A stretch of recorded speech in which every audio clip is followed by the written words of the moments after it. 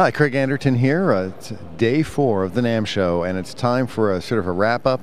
John's already taken off, smart fellow that he is.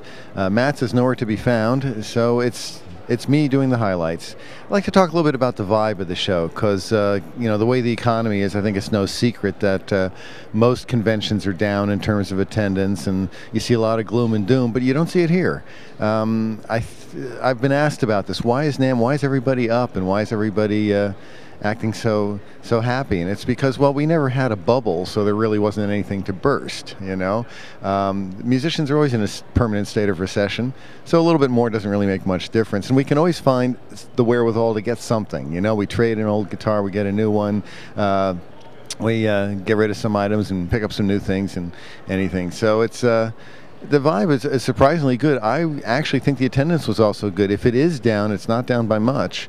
And certainly the manufacturers were here in pretty much full force. There weren't a lot of empty, aisles or empty spaces where booths should have been. So that was a very good sign.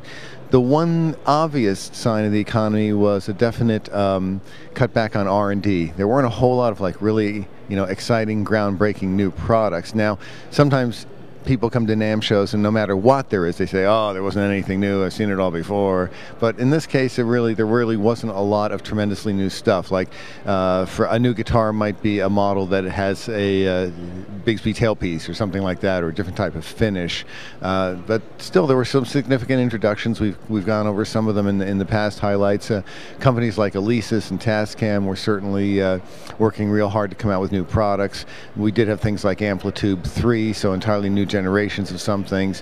So overall, I'd say that this was it was a cool show. It was a great chance to connect with people, and I think everybody's sort of taking a little bit of a breather and using what they have and being more selective in what they get, upgrading some of their old gear. Maybe that interface that they bought in 2005 is not really kind of doing it for them anymore. They need more inputs, or they need more capabilities, so they're upgrading their interfaces, or they're upgrading their software, or maybe checking out some of the new DAWs like Propeller Head Record or the PreSonus Studio One.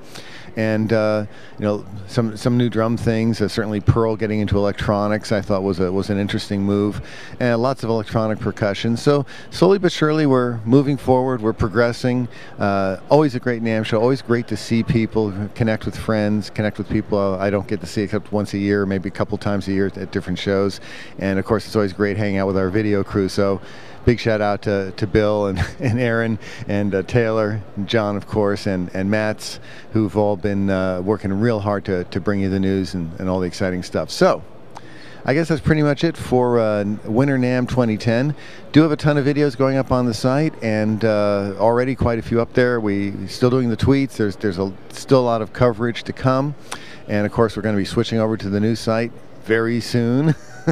And really looking forward to that. It'll give us a lot more capabilities to blog about NAMM and things like that. So thanks for watching. Thanks for checking out the videos. Thanks as always, for your support of Harmony Central. And I'll see you at Frankfurt. Signing off.